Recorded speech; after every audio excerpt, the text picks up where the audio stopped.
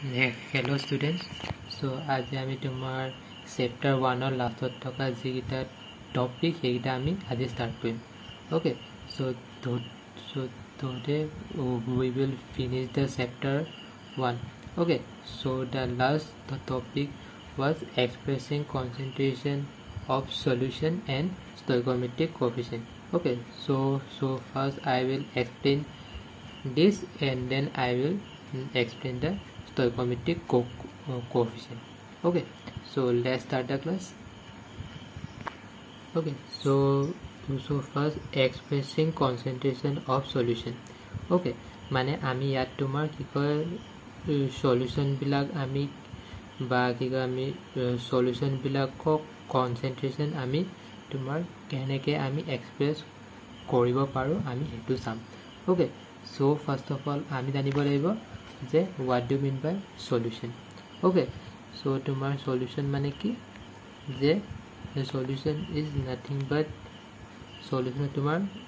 দুটা component থাকে. Okay, so solution has two component. Okay, one is solute and the another is solvent. Okay, so we can say in solution there are two components. Okay, so one is solute and the another is solvent. Okay, and now there is a question arises that how can we say this is solute and how can we say this is solvent. Okay, so তার মানে হল যে আমি জানো যে তোমার solution কি হয় য'ত তোমাৰ সলিউট আৰু সলভেন্ট তোমাৰ থাকে তাক আমি কম তোমাৰ সলিউশন. ওকে, সো এতিয়া আমি কাক সলিউট বুলি কম বা কাক আমি সলভেন্ট বুলি কম আমি হেতুটো জানিব লাগিব, ৰাইট? ওকে, সো ইয়াত এটা পইণ্ট আছে যে সলিউট হ'ব যিবিলাক তোমাৰ কম কোৱান্টিটিত থাকে. ওকে, মানে এটা সলিউশনত যিখিনি তোমাৰ কম কোৱান্টিটিত থাকে সো সেইবিলাক আমি তোমাৰ সলিউট বুলি কম. ওকে, বাকি যিবিলাক তোমাৰ লাৰ্জ কোৱান্টিটিত থাকে সেইবিলাক আমি তোমাৰ সলভেন্ট বুলি কম. ওকে, সো এতিয়া আমি সেই সলিউশনবিলাকৰ আমি কি চেক কৰোঁ জেনেৰেলি আমি তোমাৰ কনচেন্ট্ৰেশ্যন চেক কৰোঁ, হয় নাই? যে এটা সলিউশন তোমাৰ ডাইলুট হৈছে নে তোমাৰ কনচেন্ট্ৰেট হৈছে সেইটো আমি চেক কৰোঁ, ৰাইট? ওকে, সো আমি সেই সলিউশনবিলাকৰ কনচেন্ট্ৰেশ্যন আমি কেনেকৈ ডিটাৰমাইন কৰিম সেইটো আমি চাম আজি. ওকে, সো জেনেৰেলি তোমাৰ চাৰিটা মেথড আছে বা চাৰিটা তোমাৰ ইউনিট আছে. ওকে, সো তাই তোমাৰ ফাৰ্ষ্টটো হ'ল মাছ পাৰ্চেণ্টেজ, তাৰপৰা ছেকেণ্ডটো তোমাৰ মল ফ্ৰেকশ্যন, তাৰপৰা তোমাৰ থাৰ্ডটো আহিব মোলাৰিটি আৰু তোমাৰ ফ'ৰ্থটো আহিব মোলাৰিটি. ওকে, সো আমি এতিয়া সেই তোমাৰ এইকেইটা আমি এতিয়া ষ্টেপ বাই ষ্টেপ আমি ষ্টাডি কৰিম. ওকে, সো ফাৰ্ষ্টতে চোৱা মাছ পাৰ্চেণ্টেজ. ওকে, সো ইয়াত গম পাইছা যে আমি মাছ চাব লাগিব, হয় নাই? বাকী পাৰ্চেণ্টেজ মানে কি যে কিবা এটা বস্তু আমি যদি তোমাৰ কম্পেয়াৰ যদি কৰোঁ তাক আমি তোমাৰ পাৰ্চেণ্টেজ বুলি ক'ম, হয় নাই? যে তোমাৰ পাৰ্চেণ্টেজ মানে কি আছিলে তোমাৰ final minus what final minus initial divided by তোমাৰ ইনিচিয়েল ইনটু 100. ওকে, সো ইয়াত আমি চাম যে ইয়াত আমি মাছ পাৰ্চেণ্টেজ ইয়াত তোমাৰ how can we calculate marks percentage. Okay, so এইটো তোমালোকক ফৰ্মুলা এটা মই দেখাই দিছোঁ যে মাছ পাৰ্চেণ্টেজ হ'ল mass of solute divided by mass of solution into 100. Okay, so এইটো আমি ছাপ'জ এটা তোমাৰ এক্সাম্পল দি আমি এইটো তোমাৰ কেনেকৈ এপ্লাই কৰে আমি চাম. Okay, so now we see an example, okay, where we can use this formula. Okay, so here see determine the mass percentage of 22 grams CaCl3 and 122 gram CCl4. okay, so তোমাৰ CaCl3 মানে কি তোমাৰ chloroform. Okay, বাকি CCl4 মানে হ'ল তোমাৰ carbon tetrachloride. Okay, so ইয়াত তোমাৰ কি দিয়া আছে 22 গ্ৰাম CaCl3 হয় না চোৱা এতিয়া আমি কি জানো যে তোমাৰ সলিউশনত তোমাৰ সলিউট থাকে আৰু সলভেন্ট থাকে ওকে সো তোমাৰ ইয়াত কি আছে ইয়াত তোমাৰ দুটা দিয়া আছে এটা তোমাৰ CaCl3 আৰু তোমাৰ CCl4 ওকে নেক্সট ওয়ান যিবিলাক তোমাৰ লেস থাকে সেইবিলাক তোমাৰ সলিউট হ'ব then that means what that means here 22 gram is less right so that is why CaCl3 কি হ'ব CaCl3 তোমাৰ সলিউট হ'ব okay so CaCl3 will be the solute okay now CCl4 is what CCl4 is solvent right why because here CaCl3 is 22 gram and CCl4 is 122 gram okay so obviously this is what large okay so that is why it can consider as a solvent okay so তাৰ মানে হল যে এই দুটাৰ ভিতৰত তোমাৰ কোনটো তোমাৰ কম আছে যেটো কম আছে হেতু তোমাৰ সলিউট হ'ব বাকি যে তোমাৰ বেছি আছে হেতু তোমাৰ সলভেন্ট হ'ব হয় না সো এতিয়া আমি ইয়াৰ তোমাৰ মাস পাৰ্সেন্টেজ যদি চাও দেন কি হ'ব তোমাৰ কি মাস অফ সলিউট মানে তোমাৰ ইয়াৰ মাস মানে 22 গ্রাম okay but next mass of solution এটা mass of solution মানে কি mass of solute plus mass of solvent মানে mass of solute plus mass of solvent into 100 okay so তোমাৰ ইয়াত যেটো ভ্যালু পাবা এটোই হ'ব okay now since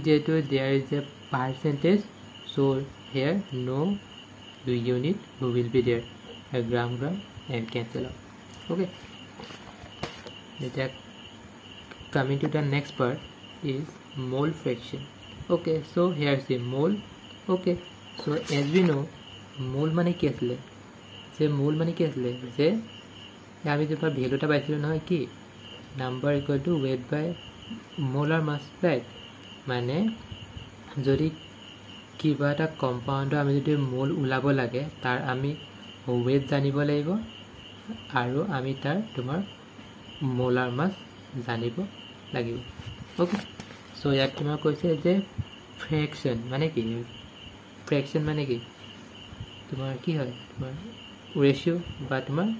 ফ্ৰেকশন suppose xy so এটো আমি কি কম তোমাৰ ফ্ৰেকশন বুলি কম হয় না মানে ইয়াত আমি চাম তোমাৰ মোল ফ্ৰেকশন মানে আমি তোমাৰ মোল ইয়াত কম্পেয়াৰ কৰিব লাগিব ওকে সো চাও এতিয়া কেনেকৈ ওলাই ওকে so এটো তোমাৰ ফর্মুলা হল যে mole fraction equal to number of mole of a particular component divided by total number of moles of solution okay so here see a particular component okay so as we know the solution has what solution has two components right one is solute and another is solvent okay so see ইয়াত তোমাৰ কৈছে যে of a particular compound মানে আমাক ইয়াত তোমাৰ কি কয় স্পেসিফিক্যালি তোমাৰ দিয়া নাই ওকে সো তুমি ইয়াত এটো উলাব পাৰিবা বা এটো তুমি উলাব পাৰিবা ওকে সো সাপোজ তোমাৰ এটা এ ইয়াত তোমাৰ এ আৰু বি ধৰিছো ওকে ইয়াত তোমাৰ এ মানে বুজাইছো তোমাৰ সলভেন্ট বুজাইছো ওকে এটা আৰু তোমাৰ বি মানে তোমাৰ সলিউট বুজাইছো ওকে সো ইয়াত তোমাৰ এক্স মানে কি এন এ মানে কি তোমাৰ নাম্বার অফ সলভেন্ট বাকি total number of mole কি তোমার Na plus Nb है ना so Na plus Nb okay so ঠিক তেনে তোমার সলিউটৰ কাৰণে Nb divided by Na plus Nb okay so here x মানে কি তোমার mole fraction of A okay here a number of moles of solvent okay so this is what so this is nothing but total number of what total number of moles okay so here tumate example ta jodi lo bhalke etu je a commercial bleach solution contains 3.62 mass percentage NaOCl in water calculate mole fraction of NaOCl in solution okay so here ki dia ase je eta tumar solution ase tat tumar ki ase tat imaginary NaOCl ase okay eta ki hol tumar পানীত আছে হয় নাই so that means what that means here NaCl কি হ'ব here তোমাৰ NaCl কি হ'ব here তোমাৰ NaCl হ'ব কি তোমাৰ solute হ'ব right বাকি water কি হ'ব water তোমাৰ solvent হ'ব right okay so এটা তোমাৰ solute কিমান দিয়া আছে 3.62 mass percentage that means 3.62 gram of NaCl in water right okay so ইয়াত কৈছে যে 3.62 হ'ব ইয়াৰ মাছ হ'ব right okay বাকি তোমাৰ এতিয়া ইমাখিনি যদি ইয়াৰ মাছ হয় then water mass কিমান হ'ব obviously তোমাৰ 100 minus this so 100 minus this কি হ'ব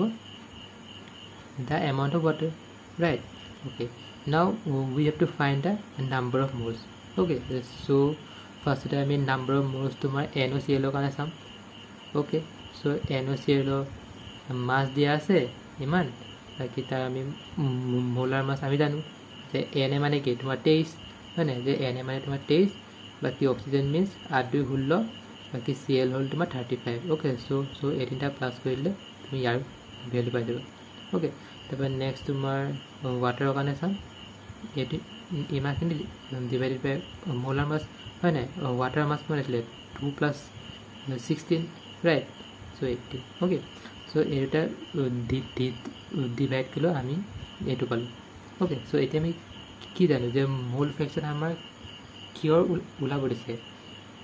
মোল ফ্ৰেকশন of NaOCl right so the number of moles of NaCl will be on the top side right because here okay so here to my NaOCl divided by 2 okay so then we can get the value right okay then coming to the next part is molarity okay so molarity mane ki molarity mane hol tomar mole per liter okay মানে the unit of molarity is mole per liter okay and etu tomar tar formula to hol okay the molarity hol number of moles of solute divided by volume of solution in liter okay মানে কি সাম মানে তোমার আমি number of moles of solute sum আর আমি solution to আমি তোমার volume sum okay so tomar yaar tomar bhal example eta disu je calculate the molarity of NaOH in solution prepared by dissolving its program in enough water to form 250 ml solution okay so yaar tomar main ki koise main tomar yaar NaOH koise aur tomar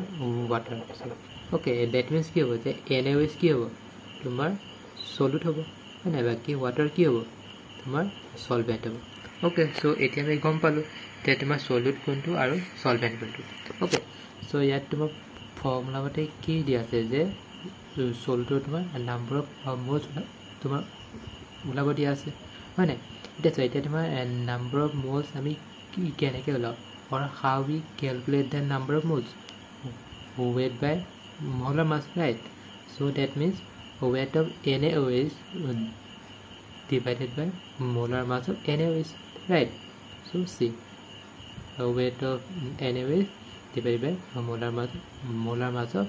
NaOH right okay now see volume of solution okay so here what will be the volume of solution is this okay so this will be the volume okay and one important point is that here volume of solution in liter okay and here it will be in ml মানে মানে তোমাৰ আমি volume two আমি লিটাৰত convert কৰিব লাগিব কিয় because formula মতে দিয়া আছে যে আমি লিটাৰত কনভাৰ্ট কৰিব লাগিব ওকে সো এটা আমি যদি লিটাৰত যদি কনভাৰ্ট কৰো কিমান হ'ব 250 ml into what 250 into 10 to the power minus 3 right মানে কি 0.250 liter okay so this okay এতিয়া so এতিয়া তোমাৰ NaOH এৰ মাস কিমান দিছে 4 গ্ৰাম so 4 okay বাকি তোমাৰ আমি NaOH তোমাৰ molar mass কিমান হ'ব what will be the molar mass of NaOH তোমাৰ 23 plus 16 plus 1 so what so 40 okay so this is a 4 so that is a 40 okay and if we calculate this then we can get 0.4 mole per liter okay and আমি কি জানো যে mole per liter means it what m মানে molarity okay এটা coming to the next part is molarity okay so molarity means mole per kg okay so here what is the formula is molarity is the number of moles of solute okay so etu tuma agor dore tuma same hoy na so agor formula to ki asle tuma number of moles of solute asle hoy na etu hoy na so etiao tuma number of moles of solute ase hoy na so ya just na ki change ase tuma agor tuma volume of solution dia asle in liter dia asle but here tuma mass of solvent in kg okay so ta mane ami ki gom palu je molar je ami ki gom palu je molarity mane ki tuma tat ami volume of solution ami consider korim okay ki yat ami tuma mass of solvent ami consider korim okay so it is just the difference okay so yet my example is to find the molarity of a 15% solution of H2SO4 okay so yet to my H2SO4 ki hol tomar solute hoy na baki yet tomar solvent dia nai hoy na jodi solvent jodi ekku ni die then ami solvent to tomar ami water boli dhori okay so yet my kiman dia ase tomar 15% H2SO4 hoy na that means what 15 gram H2SO4 in 85 gram solvent okay tomar 85 tak keneka hele 100 minus 15 what is 85 okay done it is now number of moles of H2SO4 okay so weight of H2SO4 is what 15 gram okay then what will be the molar mass of H2SO4 what 2 plus sulfur is what sulfur is 2 long and sulfur is what sulfur is 32 okay then full of 2 long what is 10 long what then 16 into 4 then how many we get 98 okay so there is a 98 okay and here say 85 gram okay so we must have to be convert it into kg okay mane tuma etu tuma jetu gramot dia ase so ekane ami yak tuma kg la ami convert korim right so kg la jodi yak ami jodi convert koru then ami etu pam right okay then ami jodi tuma value to pau kan 1.8 mole per kg okay then that will be the mole okay why mole because it is a standard unit of molarity okay okay etia ami tumar coming to the last part of this chapter okay so tumar last part to ase tumar stoichiometry okay so tumar stoichiometry ki hoy so tumar stoichiometry ekun hoy it is used to measure an element okay mane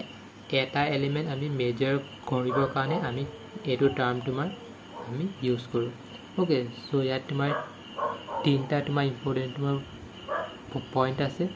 okay so tuma first tumi janibo laibo je what do you mean by stoichiometric coefficient okay so stoichiometric coefficient means the coefficient of the balanced chemical equation okay suppose we take an example suppose H2 and O2 gives what gives H2O है ना मैं hydrogen और oxygen जो है water to form one okay so yat ami jodi ma number of mole jodi sao then kiman pam yat kiman hobo tuma 1 mole etu 1 mole হয় না etu tuma 1 mole right okay so that 1 will be the what, that 1 mole represent the a given element. Okay, and that 1 mole represent the that element, and that 1 mole represent the that compound.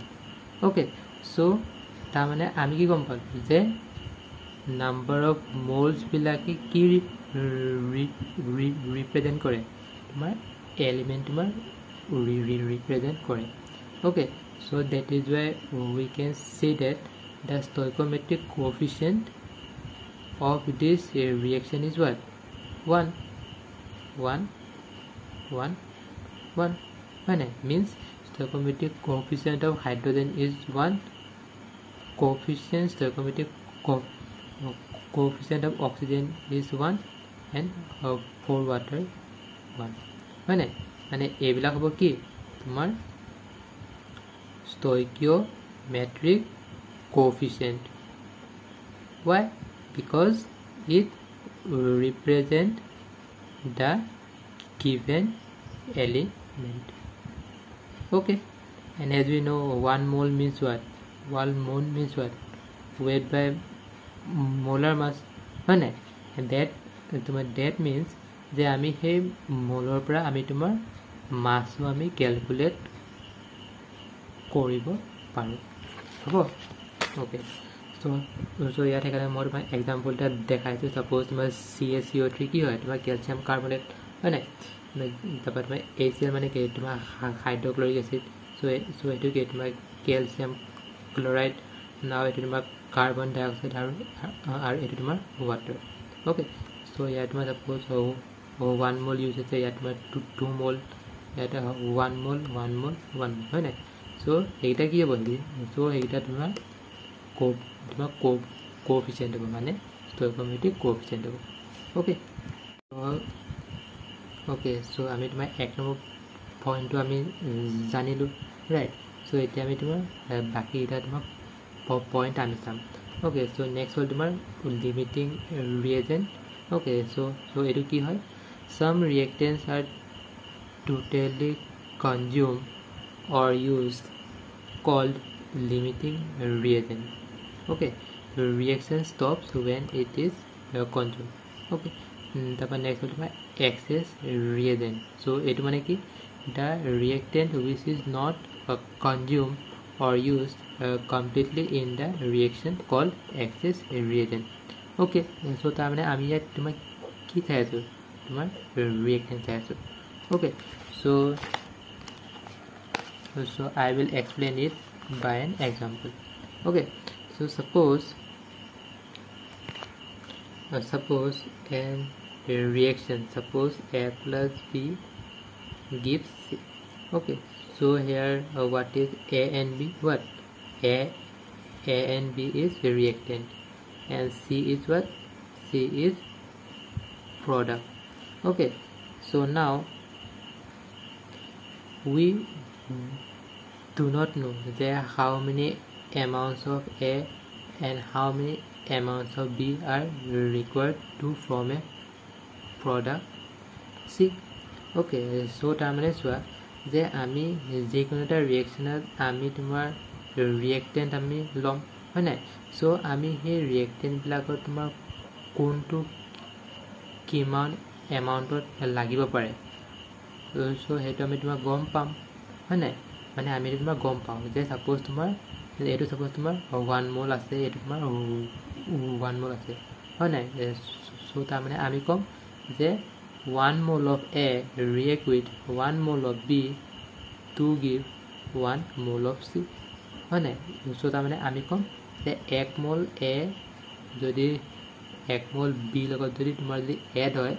তেন তোমাৰ 1 mole of C তোমাৰ form হয়. Okay, এতিয়া suppose আমাক suppose তোমাৰ 6 মোল দিছে. Okay, suppose আমাক তোমাৰ 6 মোল তোমাৰ A দিছে, বাকি আমাৰ তোমাৰ 5 মোল তোমাৰ আমাক বি দিছে হয় নাই. সো এতিয়া আমি তোমাৰ জানিব লাগে যে কিমান মোল অফ তোমাৰ চি তোমাৰ ফৰ্ম হৈছে. ওকে, সো এইটো আমি সেইটো জানিব লাগিব হয় নাই. সো সেইটো কাৰণে চোৱা, সো হেতু কাৰণে আমি সাপোজ তোমাৰ এটা তোমাৰ ফৰ্মুলা আছে হ'ব এটো বাৰু তোমাৰ পিছৰ কথা ওকে সোৱা এতিয়া আমি তোমাৰ যিবিলাক ৰিয়েক্টেন্টৰ লগত আমি তোমাৰ এড কৰিম তাৰে যি তোমাৰ যিটো ৰিয়েক্টেন্ট তোমাৰ কম হ'ব ওকে বা তোমাৰ যিটো ৰিয়েক্টেন্টৰ তোমাৰ ভ্যালু তোমাৰ কম হ'ব বা নাম্বাৰ অফ মোলস তোমাৰ কম হ'ব সো হেতুক আমি তোমাৰ কি বুলি কম তোমাৰ লিমিটিং ৰিয়েজেন্ট বুলি কম ওকে বাকি যিবিলাক তোমাৰ এক্সেস থাকিব বা যিবিলাক তোমাৰ ৰিয়েকশনত তোমাৰ এড বা পিছতো যদি থাকি যায় দেন আমি হেতু ৰিয়েজেন্টক আমি কি বুলি কম তোমাৰ এক্সেস ৰিয়েজেন্ট বুলি কম ওকে সো তাৰ মানে আমি ক'ব পাৰো যে লিমিটিং ৰিয়েজেন্ট কি হয় ই ৰিয়েকশনটোত কি হয় তোমাৰ কমপ্লিটলি কি হয় সো তোমাৰ কমপ্লিটলি তোমাৰ ইউটিলাইজড হয় নাই মানে আমি কম যে limiting reagent is completely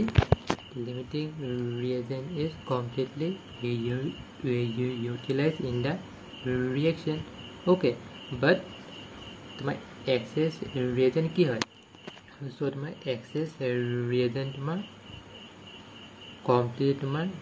utilized নহয় অৰ্থাৎ কমপ্লিটলি তোমাৰ not utilized okay so এটো কৈছে যে তোমাৰ যিবিলাক ৰিয়েক্টেন্ট তোমাৰ কমপ্লিটলি তোমাৰ ইউটিলাইজ হয় হেবিলাকক আমি তোমাৰ লিমিটিং ৰিয়েজেন্ট বুলি কম ওকে বাট যিবিলাক ৰিয়েক্টেন্ট তোমাৰ কমপ্লিটলি তোমাৰ কনজিউম নহয় বা ইউটিলাইজ নহয় ৰিয়েকশনটো দেন আমি তাক তোমাৰ এক্সেস ৰিয়েজেন্ট বুলি কম ওকে সাপোজ আমি কি জানো যে এ লগত তোমাৰ বি যোগ হলে তোমাৰ সি ফৰ্ম হয় নাই এতিয়া যদি এৰ এমাউন্ট যদি তোমাৰ যদি কম হয় দেন আমি তাক কি বুলি কম আমি তাক তোমাৰ লিমিটিং ৰিয়েজেন্ট বুলি কম ওকে আৰু তোমাৰ যিটো ৰিয়েক্টেন্টৰ তোমাৰ ভ্যালু বেছি হ'ব হেতুক আমি কি বুলি কম তোমাৰ এক্সেস ৰিয়েজেন্ট বুলি কম হয় নাই এয়া তোমাৰ লিমিট মানে কি স্মল বাকি এক্সেস মানে কি তোমাৰ লাৰ্জ হয় নাই সো তোমাৰ লিমিট মানে কি তোমাৰ স্মল বাকি এক্সেস মানে কি তোমাৰ লাৰ্জ ওকে সো হেতুৱে কথা যে আমি হে এটা ৰিয়েকশন আমি ৰিয়েক্টেন্ট বিলাক আমি চাম যে কোনটো ৰিয়েক্টেন্টৰ তোমাৰ ভ্যালু তোমাৰ কম বা বেছি হয় ওকে সো যিটো ৰিয়েক্টেন্টৰ তোমাৰ ভ্যালু তোমাৰ কম হ'ব হেতুক আমি কম লিমিটিং ৰিয়েজেন্ট ওকে আৰু তোমাৰ যিটো ভ্যালু তোমাৰ বেছি হ'ব তাক আমি তোমাৰ এক্সেস ৰিয়েজেন্ট বুলি কম okay so the reactant which we got small or in small amount those reactant is called limiting reagent or reactant okay and those reactant are present in large amount those reactant are called excess reagent okay so here reagent is also we can say is reactant okay here reagent we can also call it as reagent okay so now we see some of the examples okay so before going to the example and now we see some of the trick behind this okay that what will be the trick to calculate such type of questions or such type of tumar numericals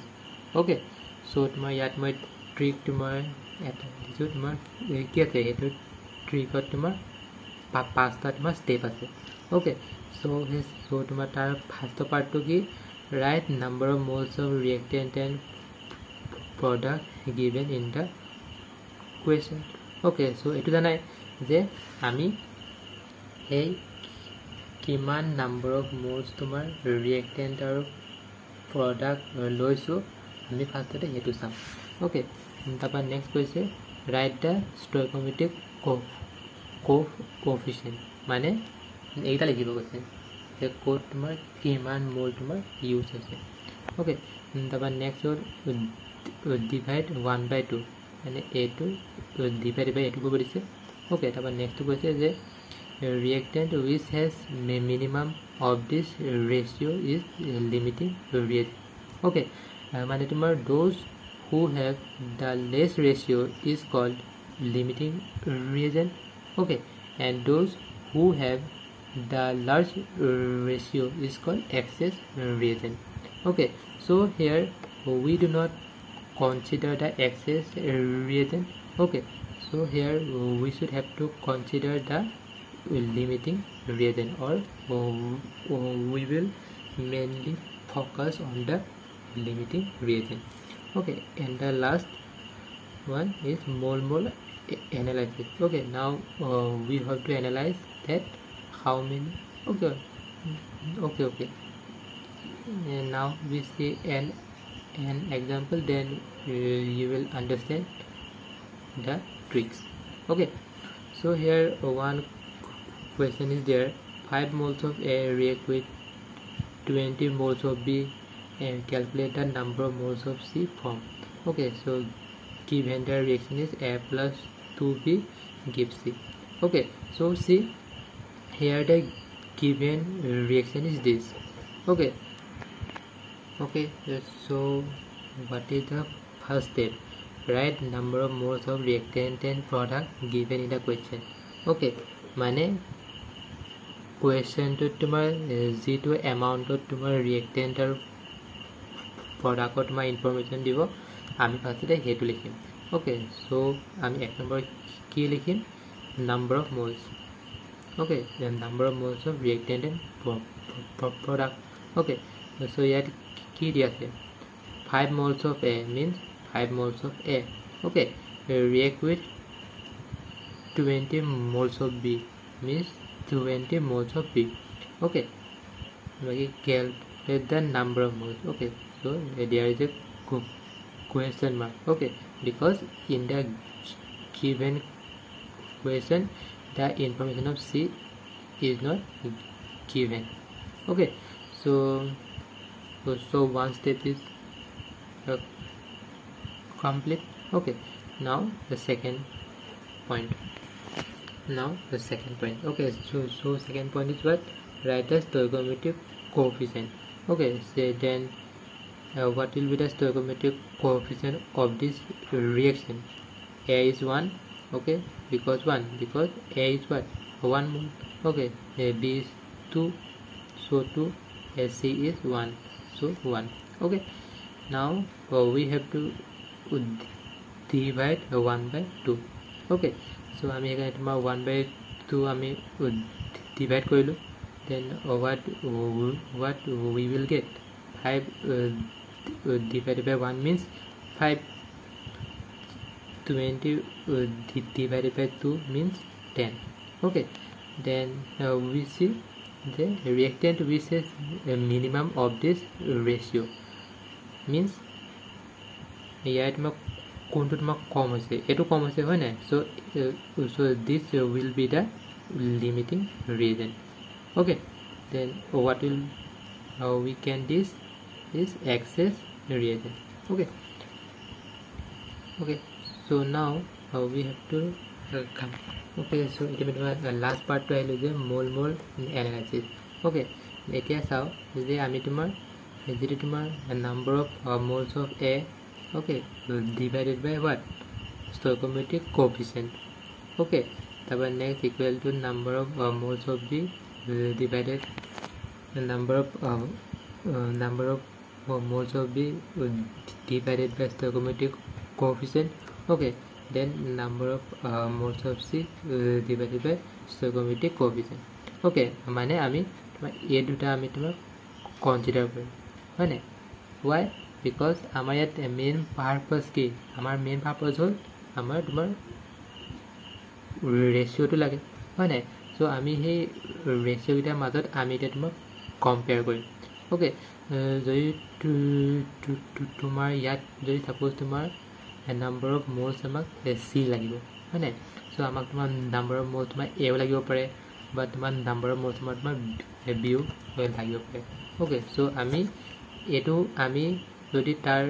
ratio' কেইটাৰ লগত যদি আমি যদি compare কৰোঁ then আমি গম পাম যে how many moles of A and how many moles of B are reacted to give the moles of C. Okay, so here my N value suppose আমাক suppose তোমাৰ NC লাগে হয় নাই মানে আমাক তোমাৰ number of moles of তোমাৰ C লাগে okay so এতিয়া আমি চাম যে যেটো তোমাৰ limiting reagent হ'ব তোমাৰ হেতুৱে কি হ'ব যে হেতুৱে আমাক ক'ব যে কিমান নাম্বাৰ অফ তোমাৰ প্ৰডাক্ট তোমাৰ ফৰ্ম হৈছে কিয় ক'ব বিকজ আমি আগতে জানিছিলোঁ যে limiting reagent stop the reaction okay so that means what so that means that to find the product number we should have to compare it with the limiting reagent okay so তাৰমানে আমি কম যে আমি যেটো তোমাৰ number of প্ৰডাক্টৰ মোল আমি জানিব লাগিব হয় নাই so হেতু কাৰণে আমি সেই প্ৰডাক্টৰ মোলৰ লগত আমি ৰিয়েক্টেন্টৰ লিমিটিং ৰিয়েজেন্টৰ তোমাৰ মোলছ আমি কম্পেয়াৰ কৰিব লাগিব ওকে সো হেতু কাৰণে ইয়াত কৈছে তোমাৰ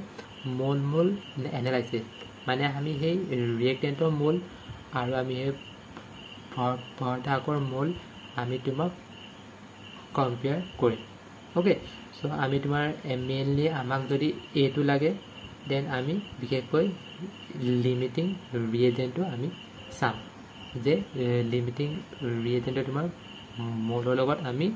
তোমাৰ প্ৰডাক্টৰ মোল আমি কম্পেয়াৰ কৰিম ওকে সো তোমাৰ এটো আৰু যদি আমি যদি কম্পেয়াৰ কৰো then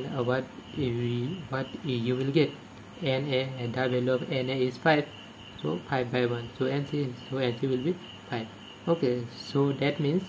5 moles of C is formed okay and coming to the next example is what here there is a given a question here tomorrow at a reaction tomorrow dia ase etu reaction okay so etu tomorrow balance koi dia nai so we have to balance the equation okay so here ki dia ase tomorrow initially tomorrow 6 moles of A okay and 20 moles of B okay are taken okay so calculate limiting reagent and moles of AB and A2B3 okay so first of all लिखलो right तुम्हारा number of moles लिखलो तुम्हारा 6 and 20 okay तापर तुम्हारा यार तुम्हारा stoichiometric coefficient तुम्हारा की होबो यार काने तुम्हारा 2 होबो और यार काने तुम्हारा 3 और यार काने की बोलबो 1 माने 1 okay so everyone okay so तुम्हारा यार ratio किमान होबो 3 और तुम्हारा 6.6 okay then the lowest number will be the limiting reagent okay so আমি তোমাৰ এতিয়া এই মোল তোমাৰ এনালাইসিস কৰো okay so তোমাৰ মোল এনালাইসিস কৰিলে আমি কি গম পাম যে এটো তোমাৰ limiting reagent হয় okay so first we have to compare this with this okay done so Na means 6 so NaB3 was 3 mole okay now we have to compare the we have to compare this into this why because to find the moles of B okay now this if we compare this into this then what will get Nb equal to 9 moles okay so that means we can say that 9 mole of Nb is utilized in the reaction okay so initially how many amount of moles of B are there 20 okay and after investing 9 mole then how many left so left amount will be the 20 minus 9 means 11 mole. Okay, and here see Na left what? 6. Okay, and here see here if we compare this into this, okay, so first NaB3 is 3 mole. Okay, so 3 mole. Okay, so to my Na my Na2B3 was 3 mole. Okay, so 3, so Na will be what? 3 into 2 what? 6. 6 mole. Okay, so see 6 mole of A is invested, right? So তাৰমানে আমি কি ক'ম যে কিমাখিনি Na তোমাৰ left থাকিল বা কিমাখিনি তোমাৰ A amount তোমাৰ লেফ্ট থাকিল 6 minus 6 what? 0. মানে কি হৈছে মানে A is completely utilized, so the limiting reagent will be the A. Okay, now the last part of this question, the last part. Okay, so here see 50 kg of N2. Okay, so see here only mass is given. Okay, and as we know from mass how can we calculate the number of mole is what? Weight by molar mass. Okay, so that means we have to divide the weight by molar mass. Okay, so here weight is given, right? So here weight is given. Okay, so we have to find the molar mass of N2 and molar mass of hydrogen. Okay, then what is the molar mass of nitrogen is what? Is 28, and here for hydrogen is 2. Okay, so right, so my weight there is this. Okay, now the mole we have to convert it into mole. Okay, then how can we convert? We will divide the weight by molar mass. Okay, so 28 will be the molar mass and here 2 will be the molar mass. Okay, so if we compare the ratio, then what you will get, and this is the smallest number. Okay, so that means this is the limiting reagent. Okay, and our number of moles is what? Here 1, here 3, here 2, so 1 3 2. Now here 1 3 2. Okay, here 1 3 2. Okay, so now this by this by this. Okay, then what will get? This and this. Okay, no see here not. We have to find it here. Okay, and here if we convert this by this, then what will get? This into this. Okay, then in between this and this,